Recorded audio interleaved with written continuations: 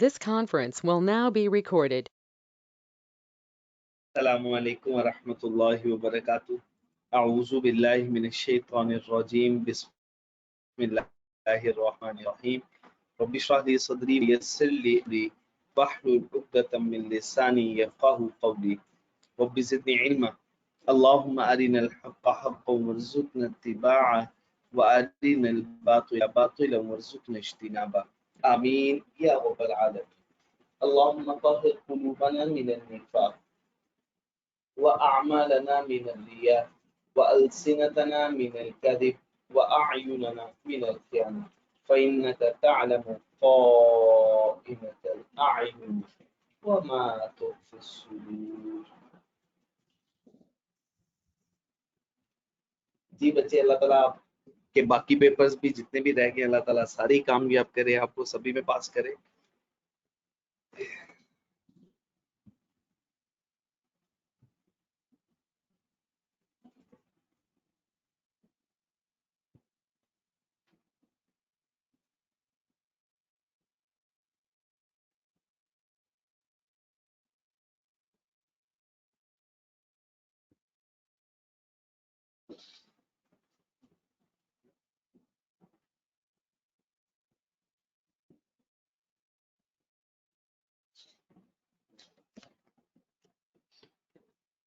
अच्छा बच्चे, बिस्मिल्लाहिर्रहमानिर्रहीम। हम लोगों ने आज स्टार्ट करना है। जी समीउल्लाह, क्या क्वेश्चन है बच्चे? मैं आप ही के मैसेज को देख रहा था। क्या क्वेश्चन है बच्चे? सर मेरा क्वेश्चन ये है कि जो क्वेश्चन नंबर 23 है उसका पार्ट सी, सर जो टोटल एक्सपेंस है वो बस वेरीफाई करने थे, अगर वो सर आप बता देंगे। क्वेश्चन नंबर 23 का part sir part C part वो है। आपके साथ सॉल्यूशन शेयर नहीं किया आफाक ने? यस सर, उसने वहाँ पर सिर्फ उन्होंने इंटरेस्ट एक्सपेंस लिखे हुए थे, तो मैं कह रहा था वहाँ पर डिप्रिसिएशन भी आनी चाहिए थी, लेकिन डिप्रिसिएशन नहीं है, इसी वजह से वेरीफाई करना है। डिप्रिसिएशन डेप्रिसिएशन आती है फाइनेंस लीज के केस में तो नहीं होती ना?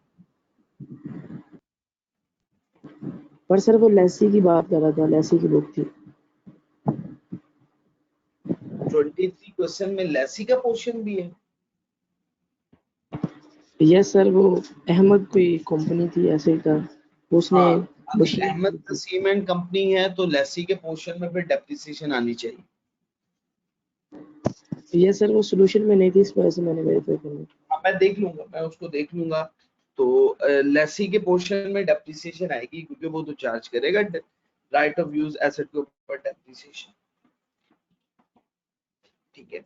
अच्छा, हसनैन सर एक क्वेश्चन 24 के जो एक्सट्रैक्ट बनाए थे ना इसने सर, 2001, 2 और 3 के, इसमें भी सर एक कंफ्यूजन थी कि जो 2002 का ना current portion of net investment, वो सर वो निकला था 74431। सर वो कैसे वहां पे आ गया? वो तो नॉन करंट एसेट का था सर, ये देख लें।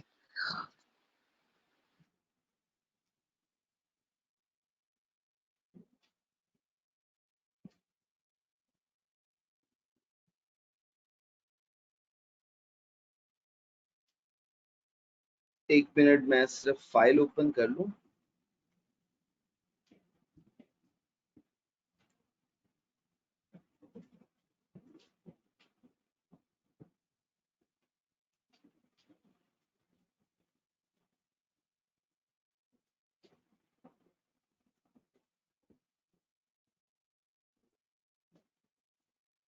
क्वेश्चन नंबर 23 की बात कर रहे हैं।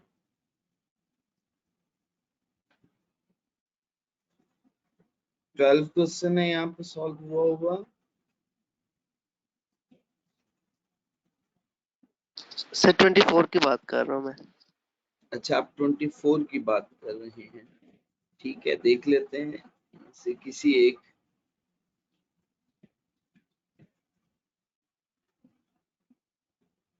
ये क्वेश्चन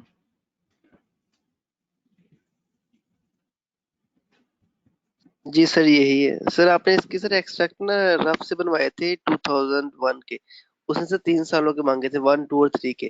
सर 1, 2 और 3 के सर तीनों के बनवाते हैं। उसमें सर एक सर मैं किया था, लेकिन सोल्यूशन सर थोड़ा चेंज आया उसमें। नहीं, अभी अभी मेरी बात सुनिएगा, सिर्फ अब 1 की बात करते हैं, 31 दिसंबर 2001 की बात करें।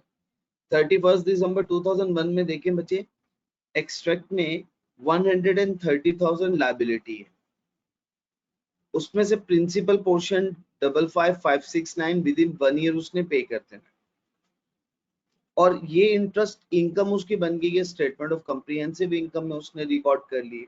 तो इसकी पूरी एंट्री क्या होगी, इंटरेस्ट रिसीवेबल डेबिट और इंटरेस्ट इनकम क्रेडिट, और ये करंट एसेट में इंटरेस्ट रिसीवेबल भी आ गया और प्रिंसिपल का पोर्शन 55,569 भी आ गया। Total figure 80,000 statement of financial position में हमने रिकॉर्ड कर डाली।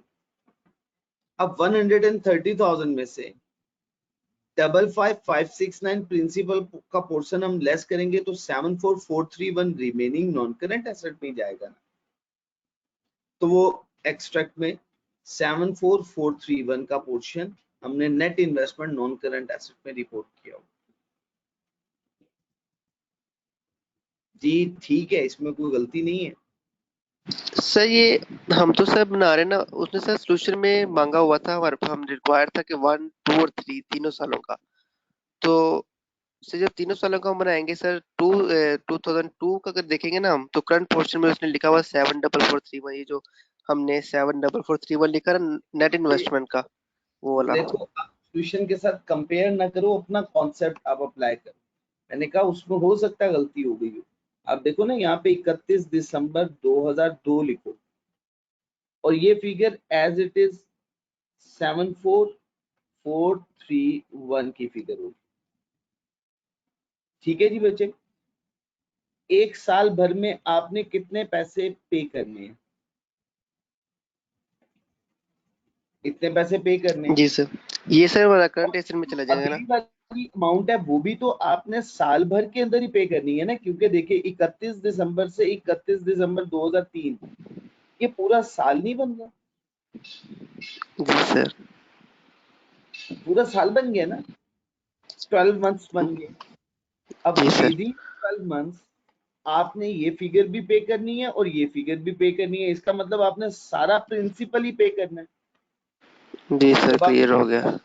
पे करना है तो ये पूरी की पूरी फिगर आपकी करंट एसेट में हम रिपोर्ट कर देंगे। कब, 31 दिसंबर 2002 में।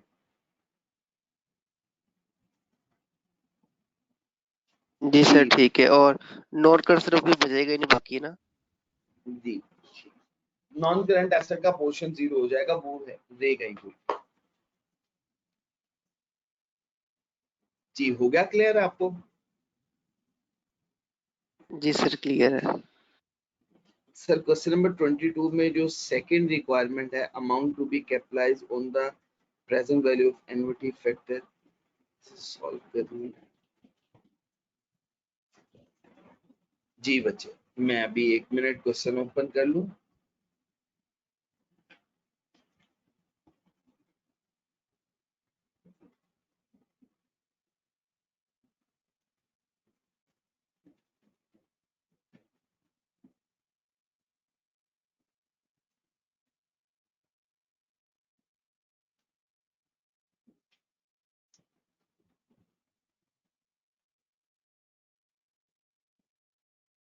जी बच्चे, ये आपने बिल्कुल ठीक किया हुआ है।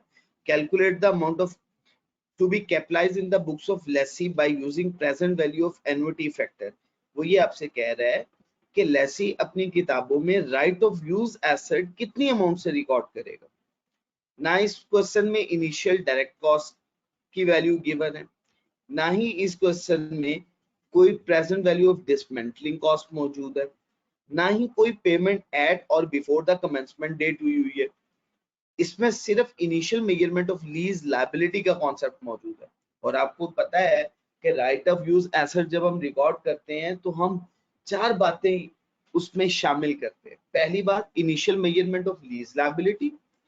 दूसरी, कोई भी पेमेंट जो हमने कमेंसमेंट डेट पे या उससे पहले की हुई हो वो भी हम शामिल करते हैं। थर्ड वन बचे, इनिशियल डायरेक्ट कॉस्ट की फिगर अगर गिवन हो वो भी हम ऐड कर लेते हैं। और फोर्थ वन बचे, present value of dismantling cost अगर गिवन हो तो वो भी हम शामिल कर लेते हैं। बच्चे इस पूरे इस क्वेश्चन में, जो क्वेश्चन अभी आपके सामने मौजूद है, इस क्वेश्चन में सिर्फ एक ही फिगर गिवन है और वो है initial measurement of lease liability. इसके अलावा और कोई फिगर गिवन ही नहीं है। जब कोई और फिगर गिवन ही नहीं है तो हमने क्या करना है, लेसी की बुक्स ऑफ अकाउंट्स में राइट ऑफ यूज एसेट को कैसे कैलकुलेट करेंगे। उसने क्वेश्चन में हमें एन्युटी फैक्टर ही बता दिया कि ये एन्युटी फैक्टर आपने यूज करना है। इस एन्युटी फैक्टर को बेस बनाते हुए आप मुझे कैलकुलेट करके बता दें कितनी अमाउंट आप कैपिटलाइज करेंगे। तो बिल्कुल आपने ठीक किया हुआ बच्चे। आपने रेंटल की अमाउंट, रेंटल कितना बच्चे 47963 at the beginning of each year, और जो आपको एन्युटी कैलकुलेट करके दिया है वो एन्युटी ड्यू कैलकुलेट करके दे दिया 4.16986। आप इससे मल्टीप्लाई करें, आपके पास आंसर कितना बनता है बच्चे? आपने कैलकुलेट करके देखा इससे आंसर कितना आ रहा है आपका, मुझे बताते हैं। सर 2 लाख आ रहा है। अच्छा 200,000 ही बन रहा है, 2 लाख ही बन रहा है।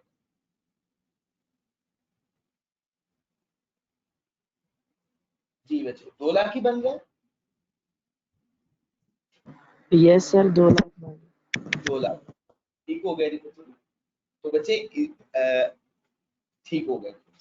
वैसे भी अगर आप कैलकुलेट करना चाहो तो बच्चे आप एन्युटी फैक्टर भी कैलकुलेट कर सकते हो। तो जरूरत नहीं है, एग्जामिनर ने जब आपको खुद प्रोवाइड कर दिया है तो आपको जरूरत नहीं है, वैसे आप कैलकुलेट खुद से भी कर सकते हो। ठीक है ना बच्चे? वो कैसे कर सकते हो वो भी मैं आपको बता देता हूँ।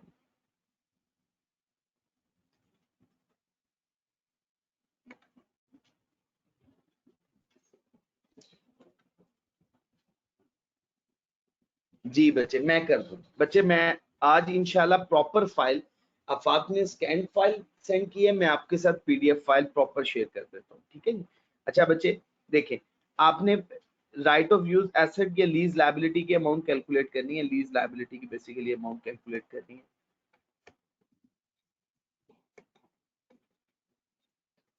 जी बच्चे लीज लायबिलिटी के अमाउंट के लिए बच्चे फर्स्ट रेंटल 47963,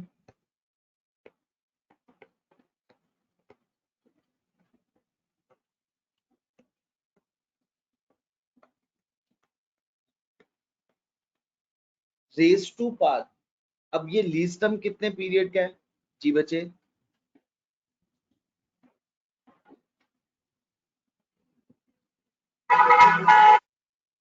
5 ईयर्स है लीज टर्म। जी बिल्कुल ठीक हो गया जी बच्चे। 5+1 क्योंकि एट बिगिनिंग है 0.10, और इसको भी बच्चे मल्टीप्लाई करेंगे 47963 से। अच्छा इसके अलावा कोई गारंटेड रेसिडुअल वैल्यू की फिगर या परचेज ऑप्शन की फिगर गिवन है बच्चे? नहीं गिवन है। ठीक है जी बच्चे, कैलकुलेट करके बताइएगा बच्चे। अब जरा कैलकुलेट करके मुझे बताएं क्या आंसर बनता है बच्चे। सर 2 लाख ही बन जाए। जी बिल्कुल ठीक हो गया। तो इस सिचुएशन में बच्चे 200,000 ही बन रहा है। अगर हमें एग्जामिनर एन्युटी फैक्टर प्रोवाइड ना करता तो तब भी हमने यही कैलकुलेशन करनी थी ना, तो हमारे लिए इंशाल्लाह मुश्किल नहीं होगी। ठीक है जी बच्चे? जी बच्चे हो गया जी क्लियर। आऊज़ु बिल्लाहि मिनश शैतानिर रजीम, बिस्मिल्लाहिर रहमानिर रहीम। बच्चे हमें आज से स्टार्ट करना है मैन्युफैक्चरर एंड डीलर लेसर का कॉन्सेप्ट। ठीक है, तो हम स्टार्ट करने वाले हैं मैन्युफैक्चरर एंड डीलर लेसर। आपने आईडीसी वाला कॉन्सेप्ट करवा दिया सर?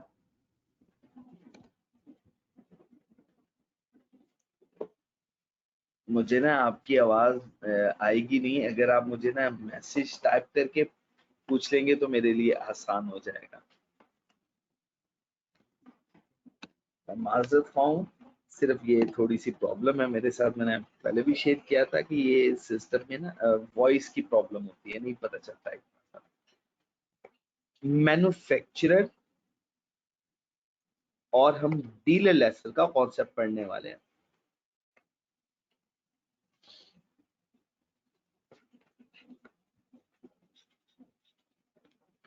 जी लेसर के केस में मैंने अभी नहीं बताया बट लेसी के केस में मैं बता चुका हूँ।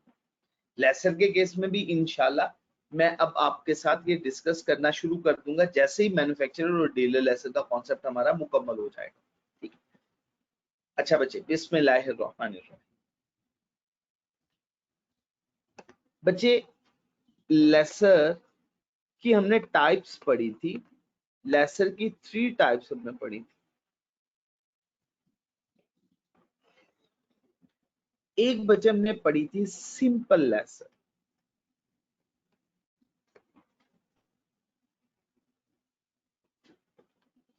दूसरा बच्चे हमने पढ़ा था डीलर लेसर, और थर्ड वन बच्चे manufacturer laser.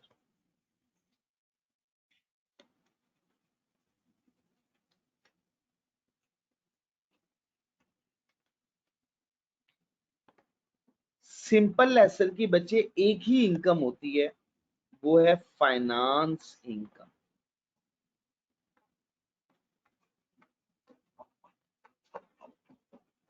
On the other hand dealer lessor की इनकम दो तरह की है। एक है बच्चे प्रॉफिट,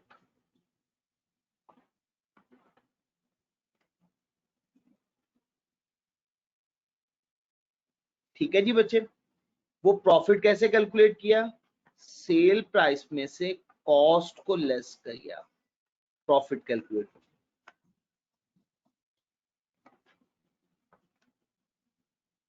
और दूसरी बच्चे इसकी इनकम होती है फाइनेंस इनकम।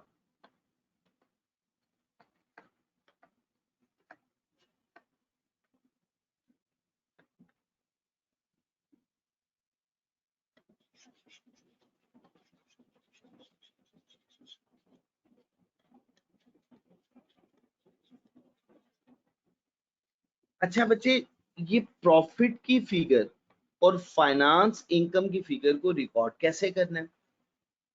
प्रॉफिट की फिगर को रिकॉर्ड करना है एट कमेंसमेंट डेट,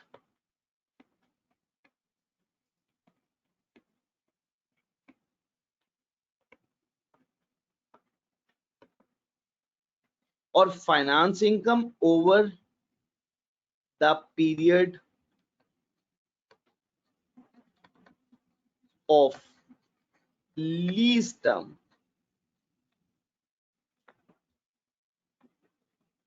जैसे जैसे इंस्टॉलमेंट ड्यू होती जाएगी, फाइनेंस इनकम एक्रू होती जाएगी, रिकॉर्ड करता जाएगा लेसर।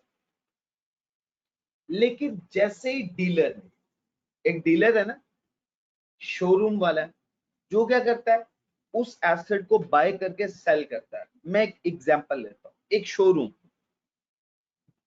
जो गाड़ियों की खरीदो फरोख्त का काम करता है, डीलर है, डील करता है उस प्रोडक्ट में। अगर वो गाड़ी खरीद के बेचता है तो उसको प्रॉफिट होता है। जैसे ही वो गाड़ी सेल करेगा, वो अपना प्रॉफिट उसी वक्त रिकॉर्ड करेगा, सेल रिकॉर्ड करेगा, और उसकी कॉस्ट भी उसने रिकॉर्ड की हुई है। उसका प्रॉफिट, नेट इफेक्ट प्रॉफिट का हो जाएगा, वो रिकॉर्ड हो जाएगा।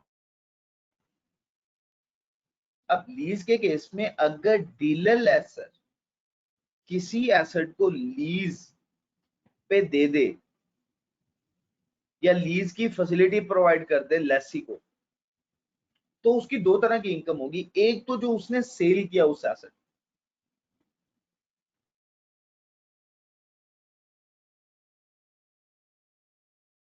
और सेकेंडली उसकी फाइनेंस इनकम जो over the period of lease term accrue होती जा रही है। प्रॉफिट एट कमेंसमेंट डेट पे रिकॉर्ड कर लेगा, और फाइनेंस इनकम जैसे जैसे उसकी एक्रू होती जाएगी लेसर, वैसे वैसे उस सूद की अमाउंट को भी रिकॉर्ड करता जाएगा।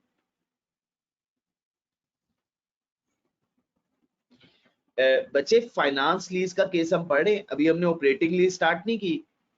फाइनेंस लीज के केस में रिस्क एंड रिवॉर्ड, जो सब्सटेंशियल रिस्क एंड रिवॉर्ड होता है, वो लेसर से लेसी को ट्रांसफर हो जाता है। तो ये तो कंडीशन पूरी होगी सेल की, तो वो तो सेल रिकॉर्ड करेगा इस सिचुएशन में। ठीक है ना बच्चे। तो कमेंसमेंट डेट पे जितना भी प्रॉफिट है उसे रिकॉर्ड करना होगा। और फाइनेंस इनकम जैसे जैसे लीज टर्म में उसका इंटरेस्ट इनकम एक्रू होता जाएगा, वैसे वैसे वो उसे रिकॉर्ड करता जाएगा। अच्छा बच्चे, इसी तरह से मैन्युफैक्चरर लेसर, सेम यही concept as it is manufacturer lessor के केस में भी है। मैं अगेन यहाँ पे आपके साथ डिस्कस कर दूं। इसके केस में बच्चे अगेन वही प्रॉफिट और बच्चे फाइनेंस इनकम।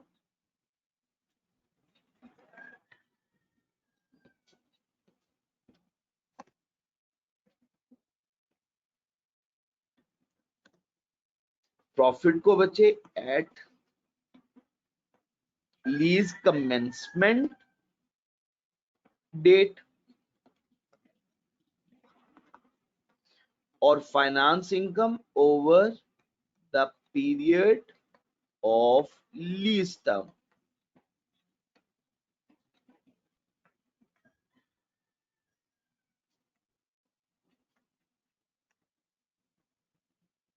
ठीक होगा जी बच्चे।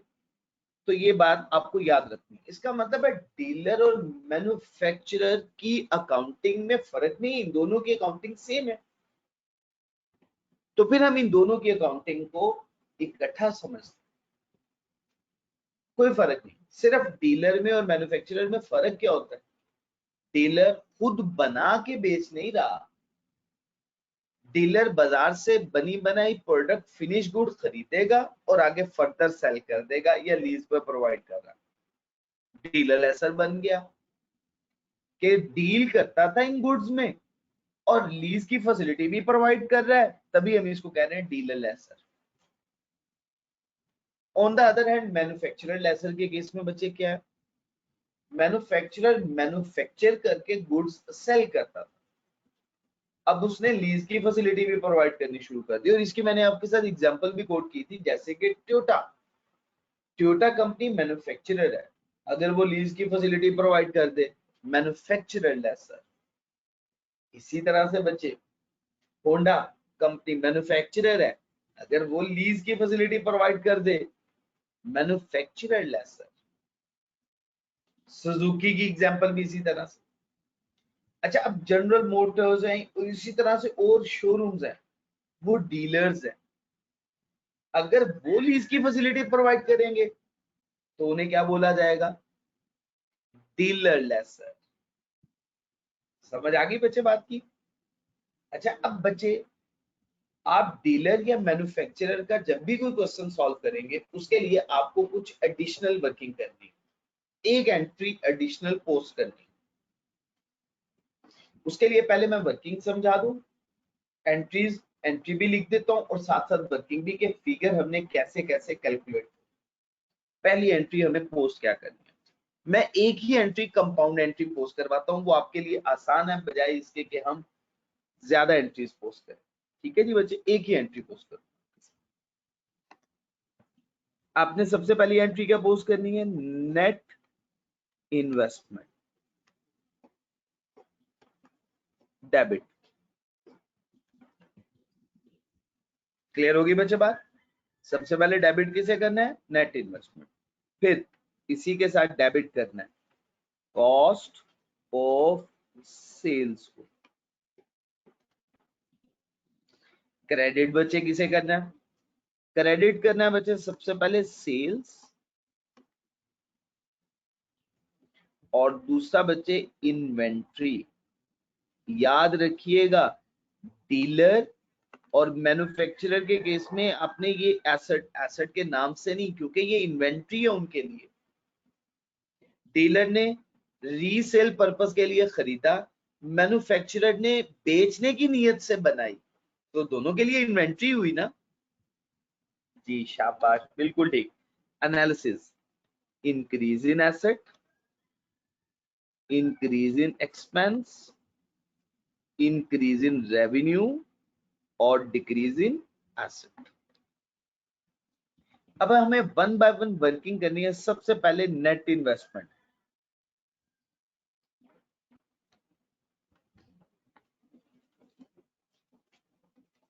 नेट इन्वेस्टमेंट के लिए जो फॉर्मूला हमने ऑलरेडी पढ़ा हुआ है वही फॉर्मूला है, इसके फॉर्मूले में कोई चेंज नहीं है।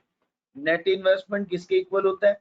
अगर ट्रांसफर ऑफ ओनरशिप हो रही है तो ये present value of lease payment के इक्वल होगा, और अगर ट्रांसफर ऑफ ओनरशिप नहीं हो रही है तो फिर अगर present value of unguaranteed residual value given हुई तो वो भी आपने साथ ऐड कर लेनी है। तो मैंने एक ही फॉर्मूला लिख दिया, आपको दिक्कत नहीं होगी। मुझे बताइएगा बच्चे, इस फॉर्मूले में कोई दिक्कत?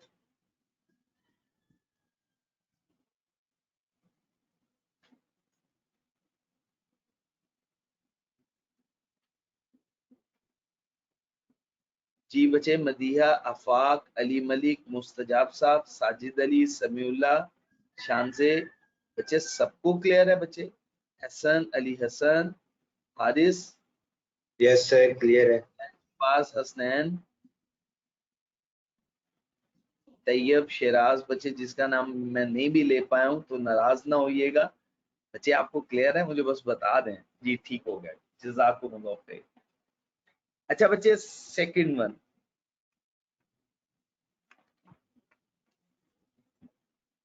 बच्चे हमें कॉस्ट ऑफ सेल्स की फिगर भी कैलकुलेट करनी है।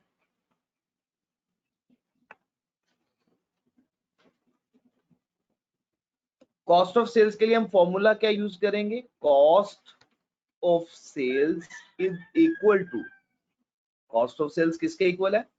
कॉस्ट ऑफ परचेज, जो हमने चीजें खरीदी जितने की हमें मिली, या जब हमने मैन्युफैक्चर की तो जितने की मैन्युफैक्चर हुई। इसमें से माइनस करना है बच्चे present value of unguaranteed residual value को। आप अभी सिर्फ फॉर्मूला रिटेन करना है आपने, कॉस्ट में से present value of unguaranteed residual value को डिडक्ट कर देना। थर्ड वन बच्चे, sales.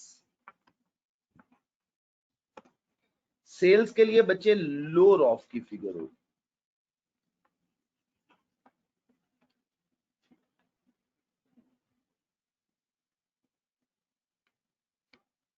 Fair value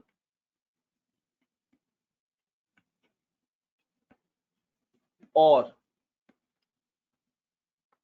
present value of lease payment, इनमें से जो लोअर ऑफ होगी उस फिगर पे आपने सेल रिकॉर्ड करनी है।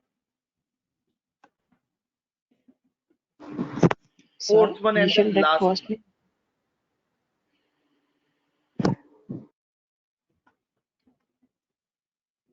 जी बच्चे, इन्वेंट्री। इन्वेंट्री के केस में बच्चे आपको पता है कॉस्ट पे या एनआरवी, उनमें से जो लोअर ऑफ होती है उस पे रिकॉर्ड करते हैं। ठीक है ना बच्चे? नहीं बच्चे, फेयर वैल्यू का मतलब है फेयर वैल्यू लेनी है आपने, ठीक है? और present value of lease payment, इनमें से जो लोअर वन होगी उस पर आपने सेल रिकॉर्ड कर, वो आपका प्रूडेंस कॉन्सेप्ट यहाँ पे फॉलो हो रहा है पूरा। IFRS 16 प्रूडेंस कॉन्सेप्ट की बेस पे ये फॉर्मूलाज आपको बता रहा है। प्रूडेंस कॉन्सेप्ट क्या है? आपका रेवेन्यू ओवरस्टेट ना हो जाए तभी लोअर ऑफ, और एसेट्स भी आपके ओवरस्टेट ना हो जाए तभी इन्वेंट्री के लिए होता है लोअर ऑफ, और एक्सपेंसेस आपके अंडरस्टेट ना हो जाए तो एंटीसिपेटेड लॉसेस भी हम लेते हैं। ठीक है जी बच्चे, यहां तक बच्चे कोई प्रॉब्लम तो नहीं है? अच्छा बच्चे, ये अनरियलाइज अनगारंटेड रेजिडुअल वैल्यू, ये अनगारंटेड रेजिडुअल वैल्यू उस एसेट को मार्केट में सेल करके उससे रिकवर करनी है। तो वो अनगारंटेड का पोर्शन, जो अनगारंटेड रेजिडुअल का पोर्शन है, वो तो हमें लेसी से या लेसर को लेसी से रिकवर तो नहीं होना। तो ये कॉस्ट ऑफ सेल्स की वर्किंग के लिए कॉस्ट में से present value of unguaranteed residual value deduct की जाती है। ठीक है? तो बच्चे ये आपके सामने ये कोई हर एक की मैंने लिख दी और ये एंट्री है बच्चे। इसकी हम जरा प्रैक्टिस भी कर लेते हैं, बल्कि हम एक क्वेश्चन कर लेते हैं फुल फ्लैज, और सिंपल सिंपल क्वेश्चन जो प्रैक्टिस वाले हैं वो मैं आपको होमवर्क में दे दूंगा, आप घर से आराम से कर सकते हैं, मुश्किल नहीं होगा। तो जो मुश्किल क्वेश्चन है, जैसे मैंने आपको कल भी हमने डिसाइड किया था कि वो क्वेश्चन मैं आपको इंशाल्लाह खुद से सॉल्व करवा दूं। जी बच्चे, ये क्वेश्चन स्टार्ट करें डिस्कस करना। जी बच्चे, अच्छा अभी इस क्वेश्चन को बड़े गौर से आप लोगों ने समझना है, अच्छे तरीके से समझना है, क्योंकि ये क्वेश्चन, बल्कि मुझे अगर 1 मिनट दे दें तो मैं इस क्वेश्चन को बच्चे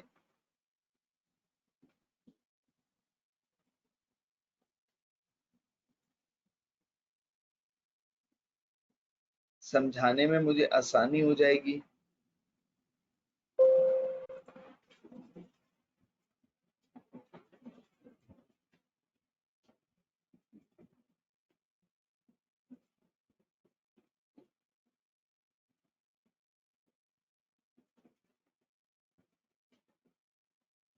जी बच्चे,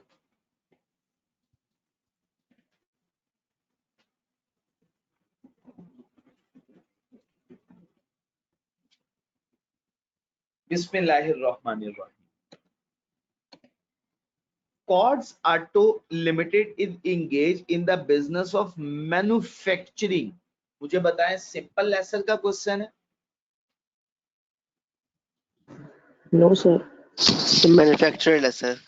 आपने मैन्युफैक्चरर लेसर का क्वेश्चन है सर। लेना है, आपको बातें जाननी है, लेसी का क्वेश्चन है या लेसर का, और इसके साथ साथ लेसर का सिंपल लेसर का, डीलर या मैन्युफैक्चरर का।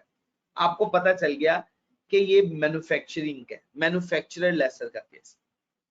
अच्छा, since a number of prospective customers do have adequate funds to purchase the vehicles।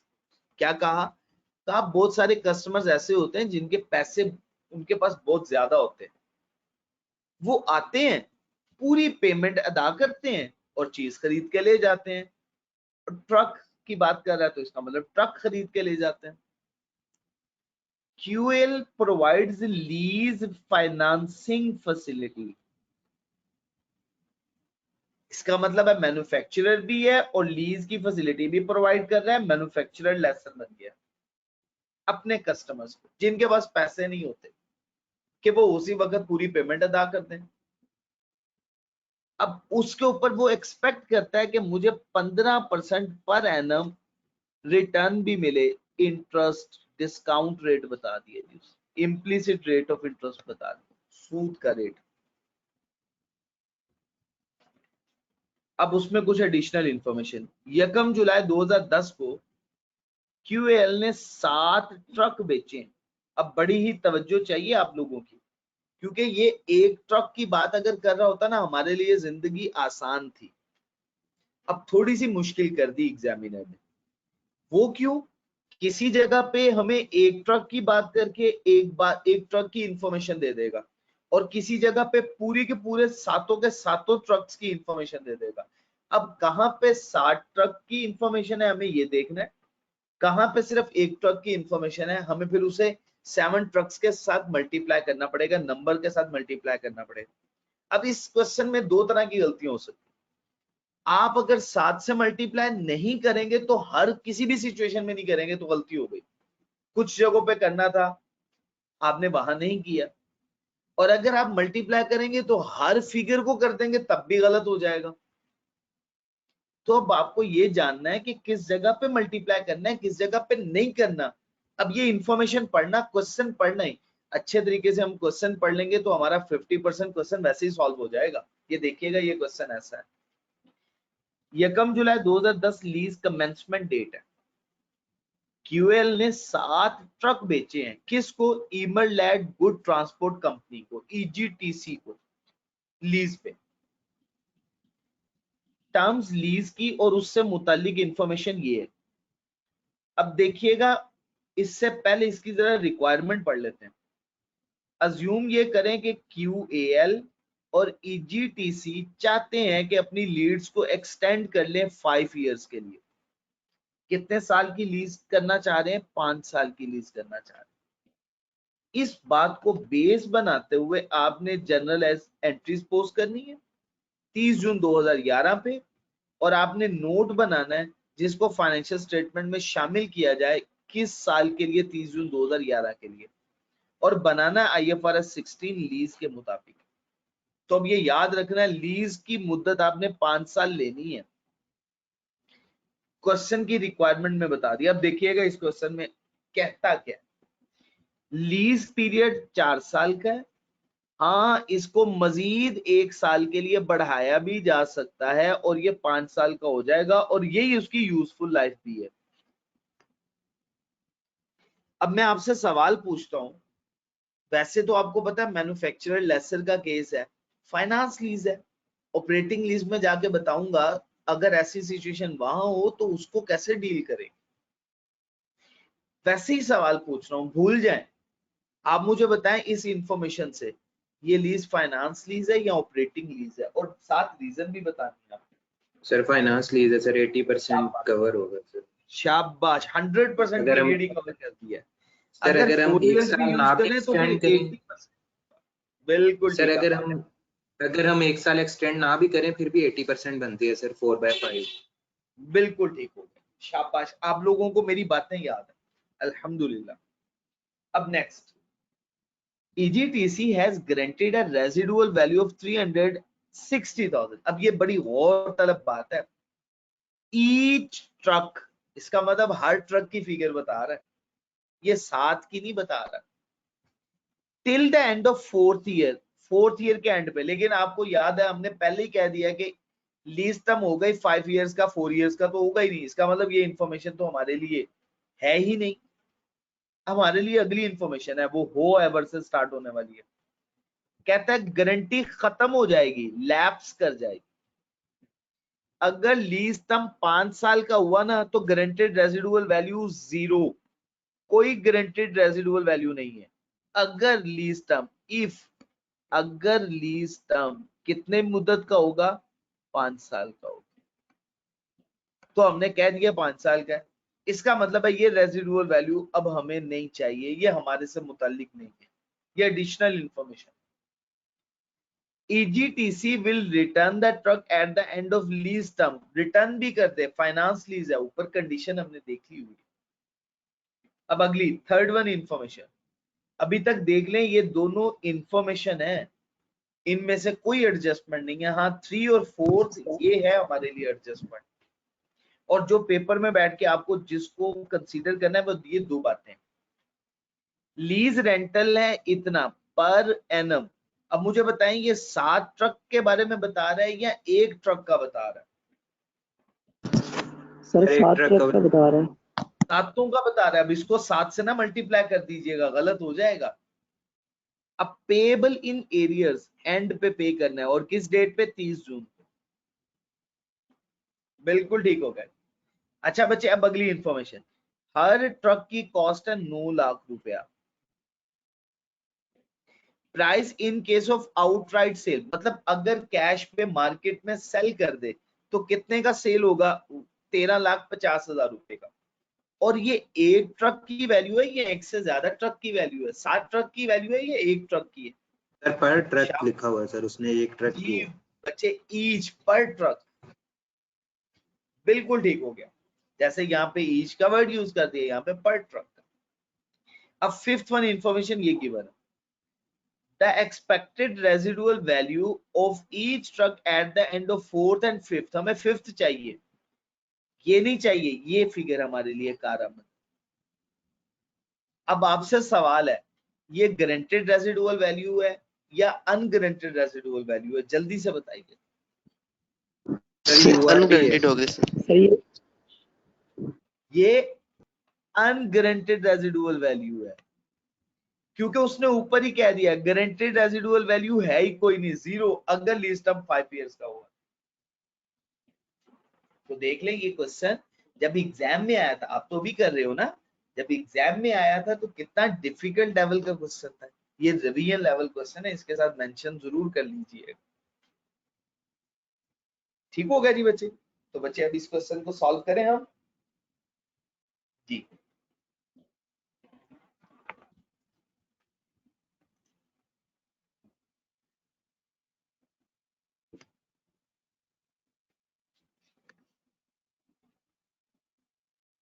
जी ये क्वेश्चन नंबर 16 है।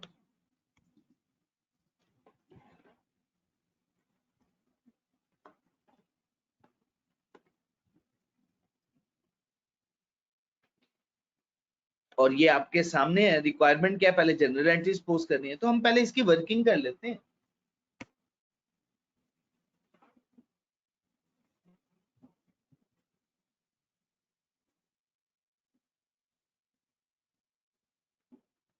मैं ज्यादा स्पेस दे देता हूँ, ये यहाँ पे हम वर्किंग स्टार्ट कर लेते हैं। जी बच्चे, बिस्मिल्लाहिर्रहमानिर्रहीम। वर्किंग नंबर 1,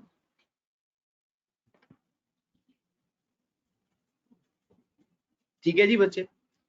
अब वर्किंग नंबर 1 में बच्चे हम सबसे पहला काम ये करते हैं, जरा इसकी लीज पेमेंट की फिगर कैलकुलेट करके मुझे बताइए। फॉर्मूला क्या है?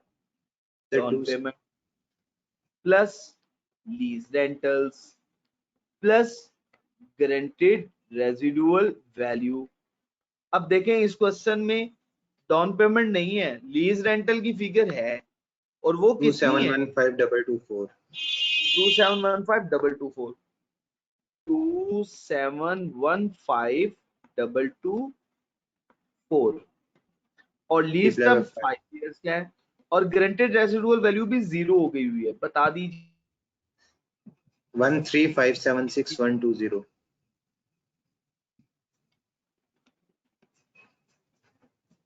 120,576 सर 13576120 120।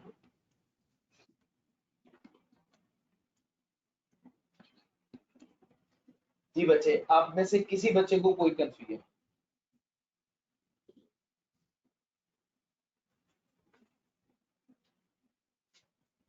ओपन कर लें, आप लोग कैलकुलेट कर लें। अगर आपके पास हार्ड में नोट्स मौजूद हैं तो आप साथ साथ ये जो मैं टिक करवा रहा हूँ बातें साथ साथ नोट करते जाया करें। जी मुझे बताएं, इस कैलकुलेशन में किसी बच्चे को कोई कंफ्यूजन, कोई बात समझ में ना आई हो तो मेरे से पूछ सकता है। जी बच्चे, बिल्कुल ठीक हो गया जी।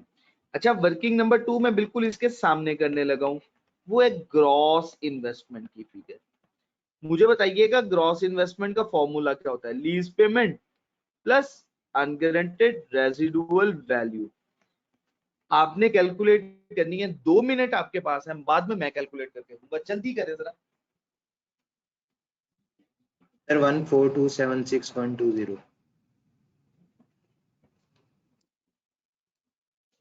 So 13676120.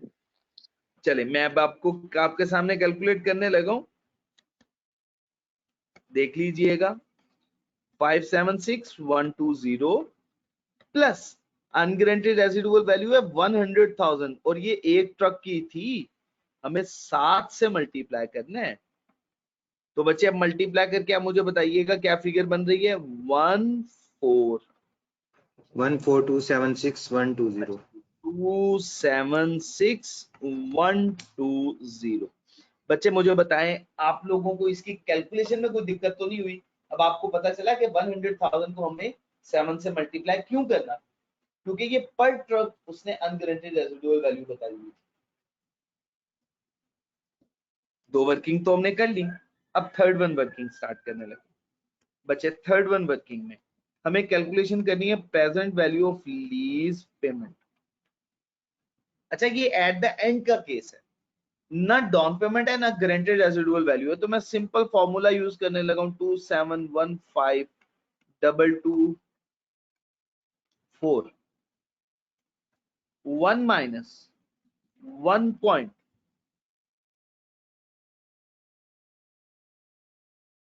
15 in lease term 5 years, and है तो पूरा 5 ही है, लिखेंगे हम ये 0.15। इसको सॉल्व करके बच्चे मुझे बता दीजिए। 910152 91018522। जी बच्चे ये फिगर, ये भी हमने लिख दी बच्चे। अच्छा बच्चे, अब वर्किंग नंबर 4 बिल्कुल इसके सामने कर लेते हैं और नेट इन्वेस्टमेंट की फिगर मुझे बतानी है।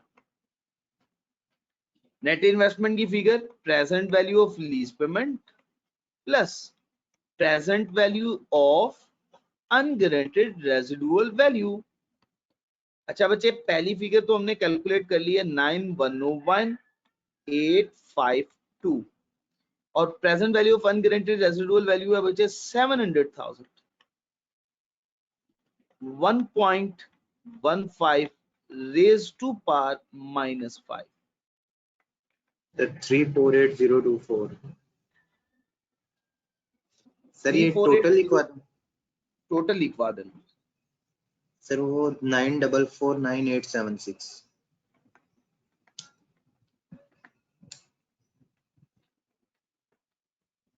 9449876 ये बच्चे नेट इन्वेस्टमेंट की फिगर। ये भी हो गया बच्चे, कोई कंफ्यूजन? ठीक है जी बच्चे। अच्छा बच्चे, अब नेक्स्ट बच्चे हमने लीज अमोर्टाइजेशन शेड्यूल बनाना। Working number 5।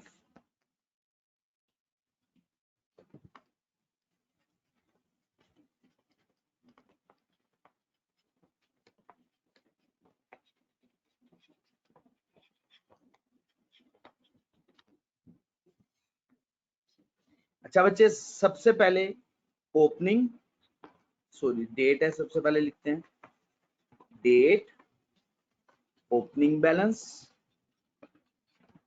इंस्टॉलमेंट की अमाउंट, इंटरेस्ट इनकम की लेसन के लिए, प्रिंसिपल और लास्ट वन पे बचे क्लोजिंग बैलेंस।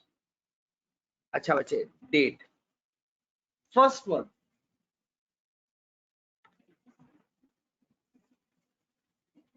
1 जुलाई 2010, 30 जून 2011। बिल्कुल ठीक हो गया, 30 जून 2011। अच्छा बताइएगा ये टेबल किस अमाउंट से स्टार्ट कीजिए? सर नेट इन्वेस्टमेंट से। शाबाश, नेट इन्वेस्टमेंट से सर। 9449876। इंस्टॉलमेंट बचे 2715224। इंटरेस्ट की अमाउंट बच्चे मुझे बताइए। 1417481। 1417481। ठीक है। प्रिंसिपल की अमाउंट 1297743।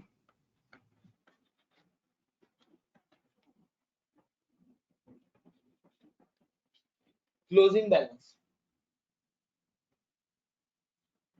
सर 8152133।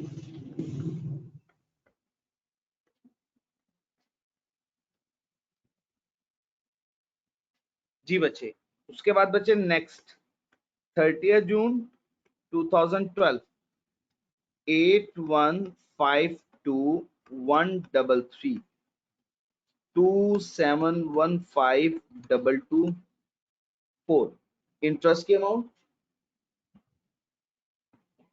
सर 1222820। प्रिंसिपल की अमाउंट बचे 1492404।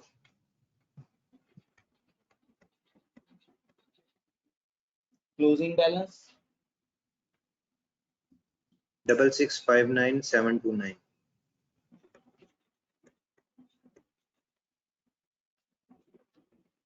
729।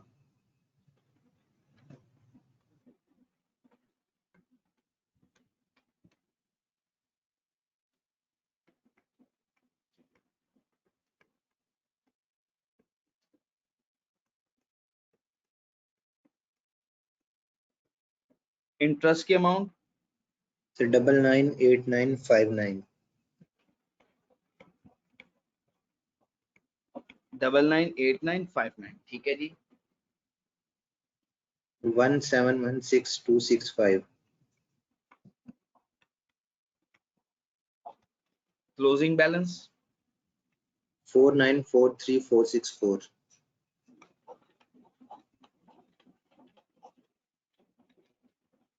अच्छा बच्चे 30 जून 2014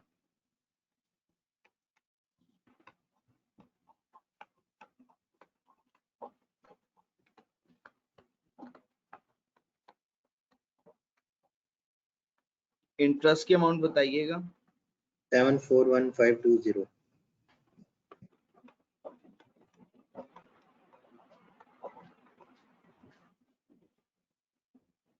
प्रिंसिपल 19,73704. Closing balance 29,69760.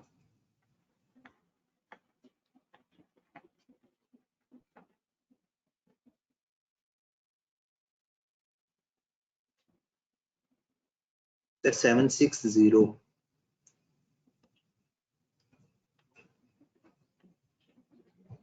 जी बच्चे लास्ट वन 30 जून 2015 2969,760 2715,224। ये फिगर यहाँ पे बच्चे अनगारंटेड रेजिडुअल वैल्यू की फिगर रिमेनिंग बैलेंस। ठीक होगा जी बच्चे, ये बैलेंस यहाँ पे ये हो जाए।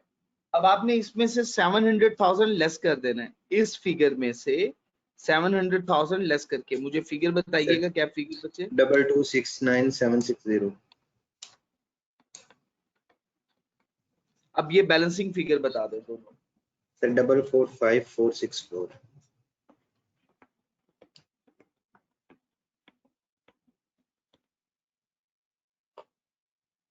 ठीक है जी बच्चे, ये हमने शेड्यूल भी बना लिया, लीज अमोर्टाइजेशन शेड्यूल।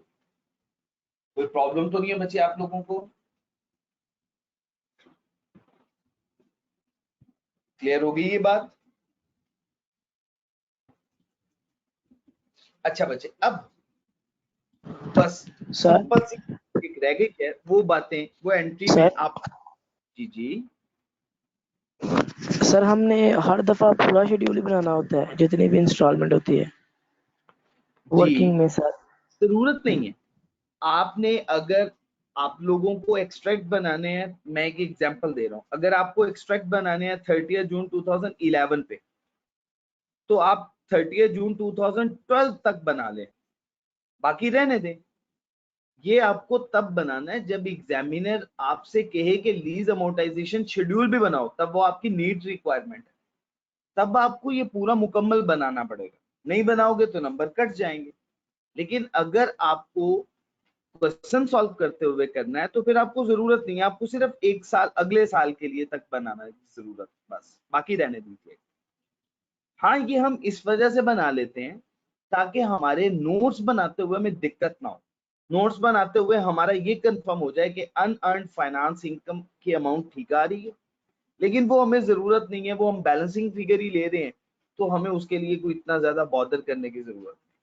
थोड़ा बहुत अगर डिफरेंस आ भी जाता तो वो इनसिग्निफिकेंट हो। ठीक है जी बच्चे। अच्छा बच्चे, अब बच्चे एंट्री पोस्ट करने के लिए हमें 3 बातों का पता होना जरूरी था। फोर्थ वन तो हमने कैलकुलेट कर ली हुई है। जैसे सबसे पहले नेट इन्वेस्टमेंट की फिगर हमें पता है, वो हमने कैलकुलेट कर लिया, जरूरत नहीं है। सॉरी, ये वर्किंग नंबर 6 होगी। नेट इन्वेस्टमेंट की फिगर हम कैलकुलेट कर चुके होंगे, हमें जरूरत नहीं है। अच्छा, दूसरा कॉस्ट ऑफ सेल्स हमें कैलकुलेट करनी है, वो करते हैं जरा कैलकुलेट। कॉस्ट ऑफ सेल्स बताइएगा बच्चे। कॉस्ट ऑफ सेल्स के लिए सबसे पहले आपने क्या करना है बच्चे? कॉस्ट ऑफ सेल्स के लिए कॉस्ट में से माइनस करना है present value of unguaranteed residual value को। अच्छा बच्चे, एक ट्रक की कॉस्ट है 900,000 रुपीज, ये देखें ये फिगर गिवन है। अब आपने 900,000 को 7 से मल्टीप्लाई करना है क्योंकि ये एक ट्रक की फिगर है। Sir, 6.3 million, sir. जी बच्चे, 900,000 इंटू 7, ये फिगर होगी।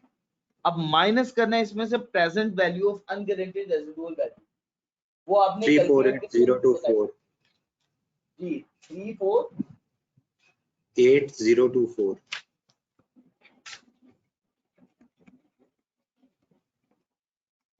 जी बच्चे, अब मुझे टोटल बता दें क्या फिगर बना। तो ये बनेगी 5951976 दोबारा रिपीट करते हैं 9 5951976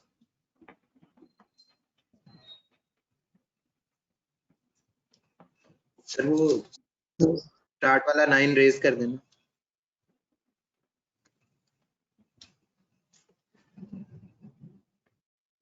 ठीक है जी 5951976 ये फिगर है। कॉस्ट ऑफ सेल्स की फिगर भी बच्चे आपने मुझे बता दी। अच्छा बच्चे नेक्स्ट वर्किंग नंबर 7 सेल्स की फिगर।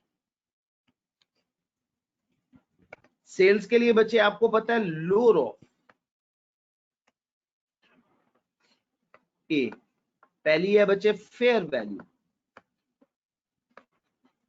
और सेकंड वन है बच्चे present value of lease payment.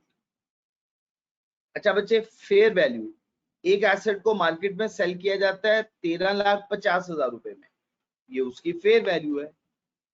तो क्या हो गया 13,50,000 रुपए में बेचा जाता है, ये एक ट्रक की है, इसको मल्टीप्लाई करते हैं 7 से 945000 945000 ये फिगर। और present value of lease payment की फिगर तो हमने कैलकुलेट की हुई है, वो मुझे बता दीजिएगा। 9101,852 इनमें से जो लोअर वन है वो क्या है ये, और लास्ट वन कॉस्ट की प्रेजेंट वैल्यू है फिगर सर। है, इन्वेंट्री की फिगर वैसे ही कॉस्ट पे आ जाएगी सीधी सीधी। अब हम एंट्रीज पोस्ट करनी शुरू करते हैं। बच्चे ये नोट कर लें वर्किंग, या आप लोग अपने पास नोट कर लें, जल्दी से आपने फिगर्स मुझे लिखवानी है, मैं पेज चेंज नहीं करूंगा, आप लोग मुझे बताएंगे।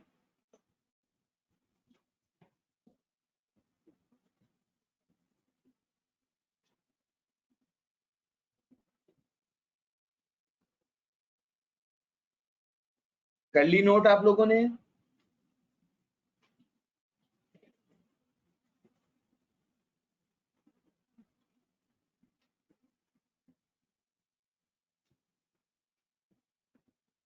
Yes sir. जी ठीक हो गया जी बच्चे, बिस्मिल्लाहिर्रहमानिर्रहीम। अब बच्चे हम फर्स्ट एंट्री पोस्ट करने वाले हैं, जनरल एंट्रीज पोस्ट करने वाले। हम requirement a general entries.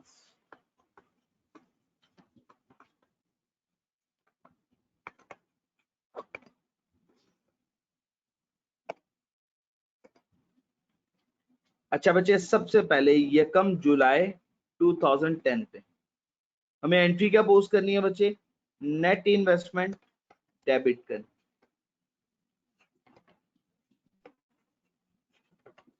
Cost of sales debit, sales credit और इन्वेंट्री भी बचे क्रेडिट। जी बच्चे नेट इन्वेस्टमेंट की फिगर मुझे बताइएगा। सर 9449,876 अच्छा और कॉस्ट ऑफ सेल्स की 5951,976 अच्छा सेल्स की बचे लोअर ऑफ फिगर हमने सिलेक्ट की सर थी, 9101,852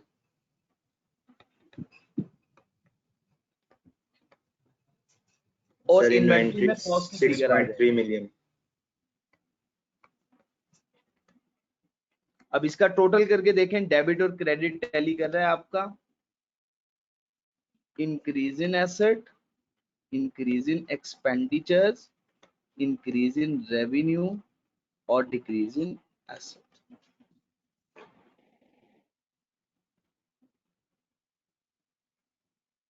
सर कर रहा है टैली। समझ आ गई ना बच्चे बात की, कोई कंफ्यूजन तो नहीं है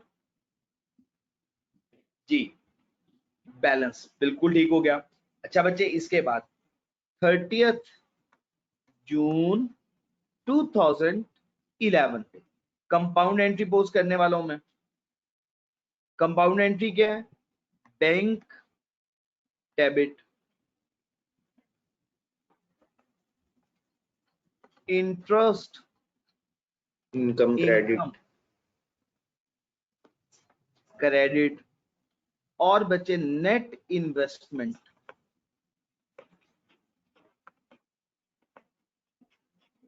क्रेडिट। जी बच्चे, बैंक में 2715224। अब इंटरेस्ट इनकम की फिगर मुझे बताइए। सर 1417481।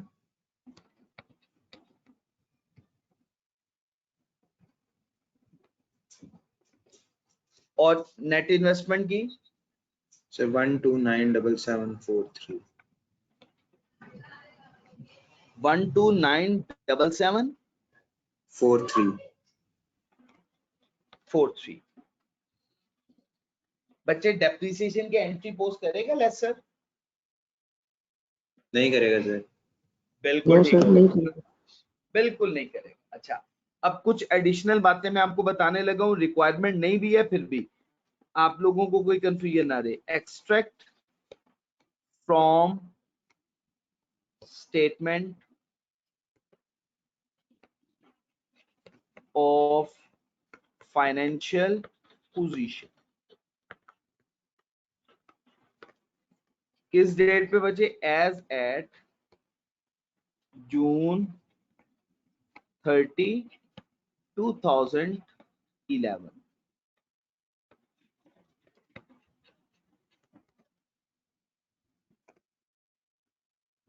सर ये एक बता Non-current दें, सर ये जी बच्चे, इंटरेस्ट इनकम आएगा कि इंटरेस्ट रिसीवेबल आएगा यहाँ पे? जब कंपाउंड एंट्री पोस्ट करेंगे तो फिर इंटरेस्ट इनकम लिखा जाएगा, लेकिन अगर हम सेपरेट इंटरेस्ट की अक्रूवल की एंट्री पोस्ट करेंगे तो फिर हम एंट्री पोस्ट करेंगे इंटरेस्ट रिसीवेबल को डेबिट करेंगे और इंटरेस्ट इनकम को क्रेडिट करेंगे। फिर ठीक है उसके सर। बाद ये एंट्री पोस्ट करेंगे तो फिर ये एंट्री पोस्ट हो जाएगी bank debit, interest receivable credit और नेट इन्वेस्टमेंट क्रेडिट। इस सिचुएशन में एनालिसिस देख लेंगे तो आपको आसानी हो जाएगी। Increase in asset, increase in revenue और डिक्रीज इन एसेट। अब ये इनकम रिकॉर्ड होगी। अच्छा बच्चे, नेट इन्वेस्टमेंट, इसी तरह से बच्चे करंट एसेट, करंट पोर्शन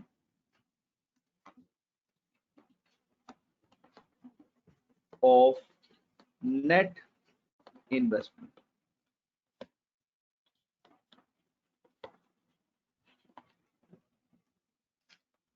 आपके सामने शेड्यूल ओपन कर रहा हूं, ये शेड्यूल है।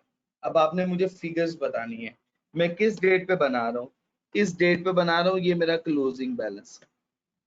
सर ये इससे साल भर के 1492404 करंट अंदर पोर्शन है। साल में मैंने प्रिंसिपल का कितना पोर्शन पे करना है? 1492404, 1492404,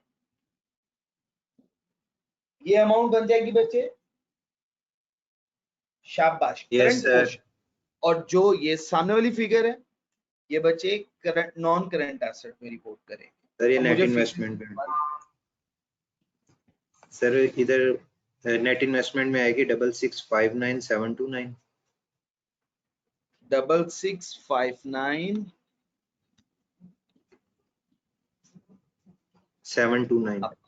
729 ठीक हो गया जी। और बच्चे सर करंट नीचे पोर्शन आएगी में 1492404।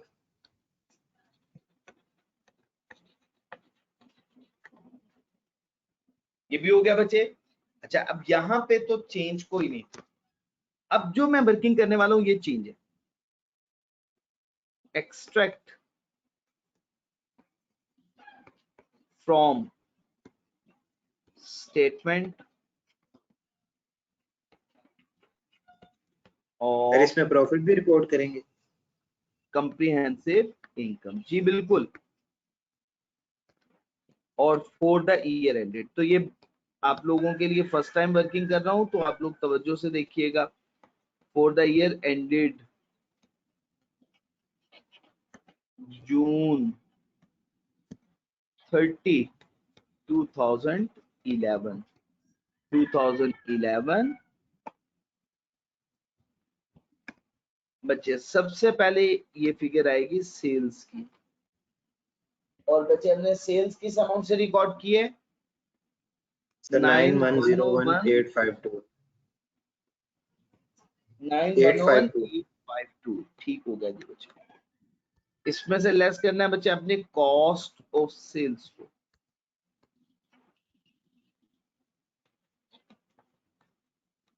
$5951976.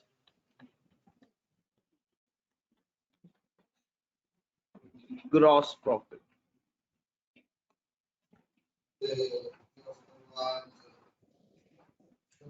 3149876.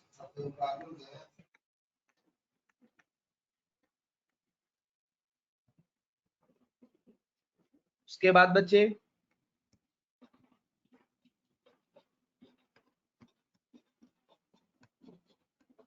इंटरेस्ट इनकम,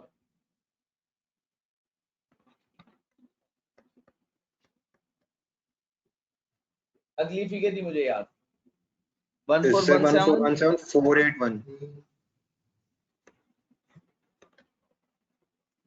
ठीक हो गया जी बच्चे।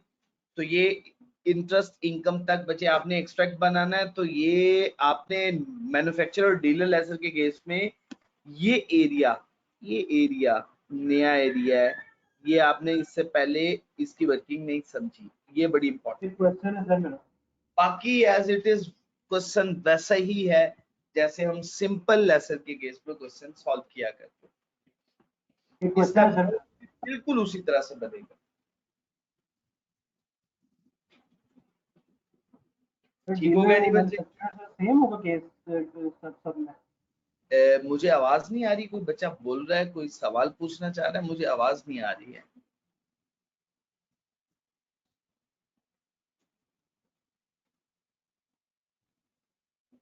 जी बच्चे, क्वेश्चन की समझ आ गई बच्चे आप लोगों को?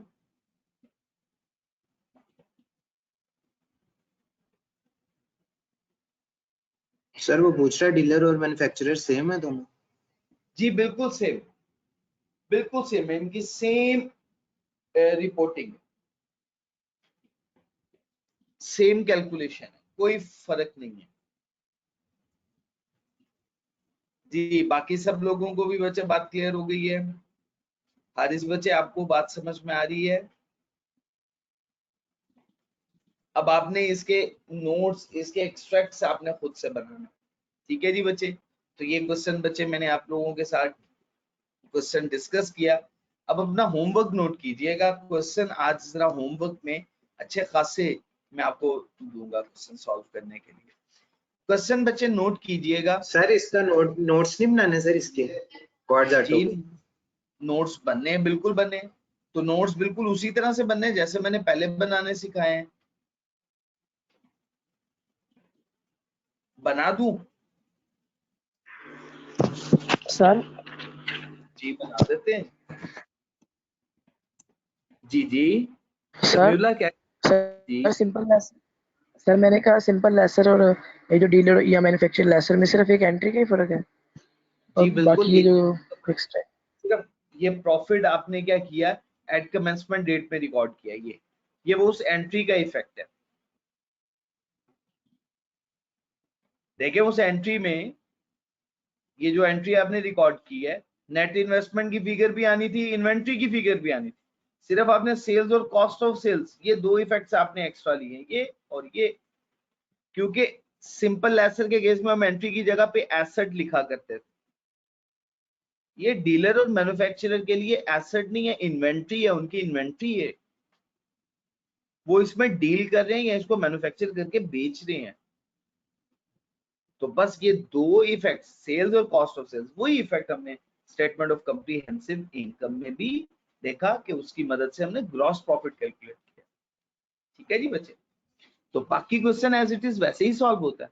Notes to the financial statement.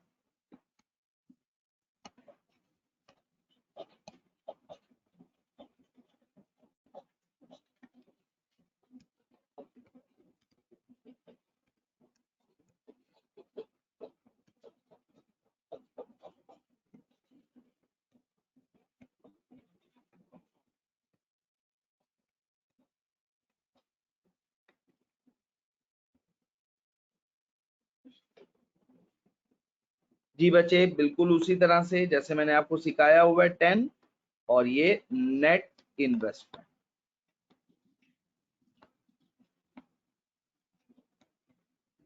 $2011 और रुपीस।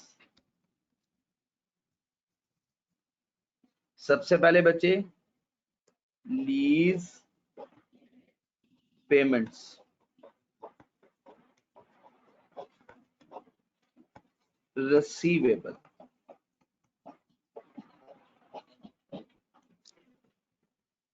अब बच्चे ये देखिएगा, ये आपके सामने शेड्यूल बना हुआ। सर लीज रेंटेड रिसीवेबल नहीं आएगा? 2011 की बात कितनी पेमेंट्स हैं? ये पेमेंट्स हैं, कितनी पेमेंट्स हैं? 4 और साथ 700,000 की फिगर भी आपने वो अलहदा से ऐड करेंगे तो ये फिगर मुझे बता दीजिएगा। 2715,224 को 4 से मल्टीप्लाई करें। 2715,224 सर 10860896।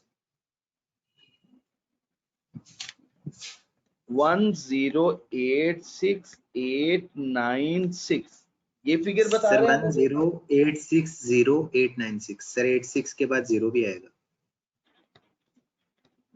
सर ये लीज रेंटल नहीं आएगा? जी लीज पेमेंट्स और लीज रेंटल इस सिचुएशन में सेम हो गया ना, मैंने तभी लीज पेमेंट रिसीवेबल लिख दिया। आप लीज रेंटल लिख दें क्योंकि ना ही डाउन पेमेंट है ना ही गारंटेड रेसिडुअल वैल्यू है। जी सर ठीक है। बात समझ में आ गई ना? तो आपने इससे परेशान नहीं होना। लीज पेमेंट रिसीवेबल भी लिखा जा सकता है, लीज रेंटल्स भी लिखा जा सकता है, क्योंकि फर्क ही नहीं है इस केस में। अच्छा अब आपको इसमें ऐड करना है बच्चे अनगारंटेड रेसिडुअल वैल्यू को। अनगारंटेड रेसिडुअल वैल्यू है 700,000। ये फिगर है बच्चे ग्रॉस इन्वेस्टमेंट। सर 111560,896।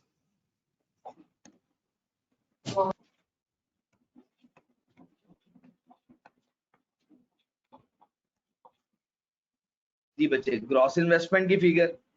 अब आपने इसमें से लेस करना है अनअर्न्ड फाइनेंस इनकम।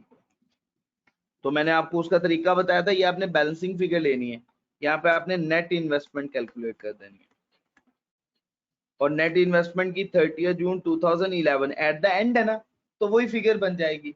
तो मुझे बता दीजिएगा क्या फिगर बन रही है बच्चे? सर ये 6659,729 ही आएगा। मैं समझा नहीं आपकी बात, क्या कहा आपने? सर 6659,729 ही आएगा। 11 सर 6659,729। सर नीचे नेट इन्वेस्टमेंट। ठीक है 6659,727। ये मुझे लग रहा है कि आप ना फिगर ठीक नहीं मुझे बता रहे हैं, तभी मैं कंफ्यूज हो रहा हूँ। एक मिनट ठहरिए, शेड्यूल में देखिए। सर ये 815213 होगी। ये फिगर आनी है 815213।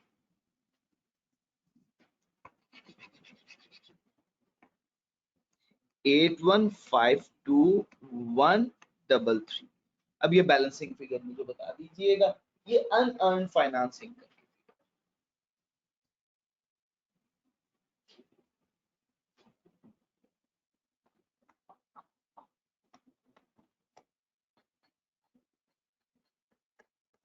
Sir 3408,763।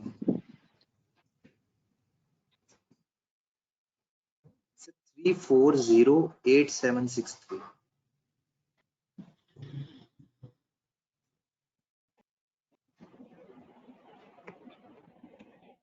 Current portion of net investment. अच्छा बच्चे current portion of net investment ये शेड्यूल है 1492404।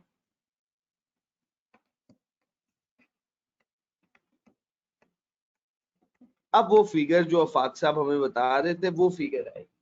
वो फिगर क्या थी? 6659 आगे हमने लिखी नहीं थी। सर 729.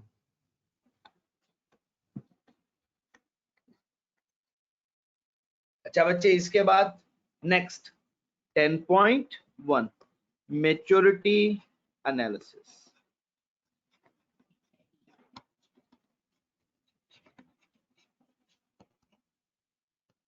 अनडिस्काउंटेड सर जी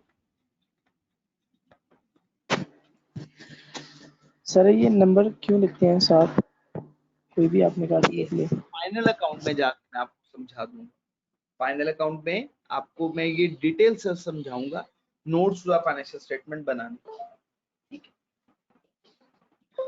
जी बच्चे, बिस्मिल्लाहिर्रहमानिर्रहीम। अच्छा बच्चे, रुपीस सबसे पहले less than 1 year 2715224, more than 1 year but less than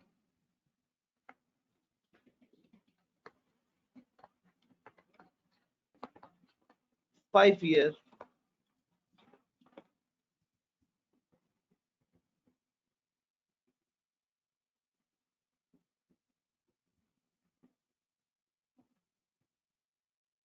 sir 814567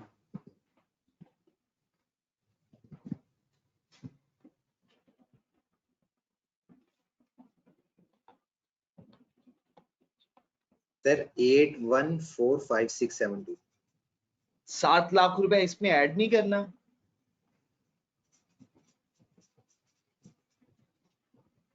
वो अनगारंटेड रेसिडुअल वैल्यू का। ठीक है सर। ये टोटल फिगर।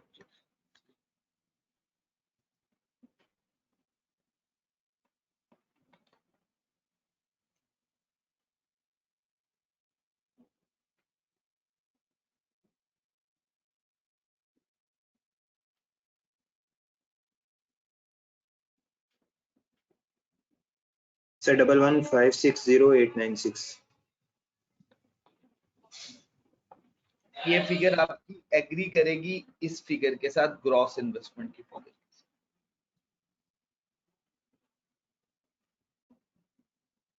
ठीक है जी बच्चे, तो ये बच्चे आपके साथ कोई कंफ्यूजन तो नहीं है बच्चे?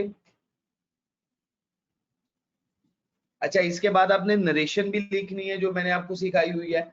सिर्फ वो आपने क्या कहना है, the lessor enter into lease arrangement in respect of trucks, और वो ट्रक्स भी कितने हैं, 7 trucks. Lease carries markup at the rate of 15% per annum. Lease rentals receivable, वहां पे हम बोल रहे थे पेएबल, यहाँ पे बोलेंगे lease rentals receivable annually at the end of the year या at the end of the period, amounting to ₹2715224। बच्चे बात क्लियर हो गई है? कोई प्रॉब्लम तो नहीं है? ये लिख पाएंगे ना आप लोग? एज इट इज वही सेंटेंसेस है, सिर्फ 2 जगहों पे चेंज मैंने आपको बताया। ठीक है जी, तो बच्चे ये क्वेश्चन आप लोगों को सॉल्व करवा दिया। अब होमवर्क नोट कीजिएगा जरा जल्दी से। क्वेश्चन नंबर 17 नोट करें जल्दी से। क्वेश्चन नंबर 17 आपका होमवर्क है बच्चे।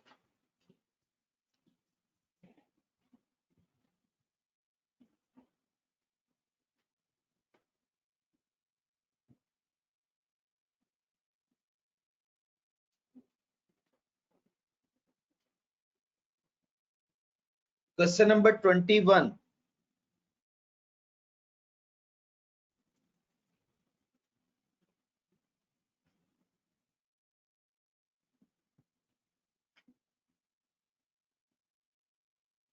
Question number 15,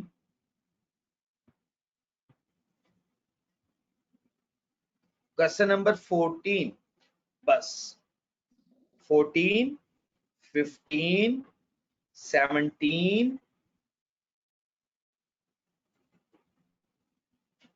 sir 21 and 21। ठीक हो गए जी बच्चे? फ्रूट्स के नेम्स पे हैं ये जी आज के क्वेश्चन। चले जी बच्चे, अपना ख्याल रखिएगा बच्चे, मुझे दुआ में याद रखिएगा। सुब्हानक अल्लाहुम्मा व बिहम्दिक अशहदु अल्ला इलाहा इल्ला अंता अस्तगफिरुका व अतूबु इलैक। अस्सलामु अलैकुम व रहमतुल्लाहि व बरकातुहू।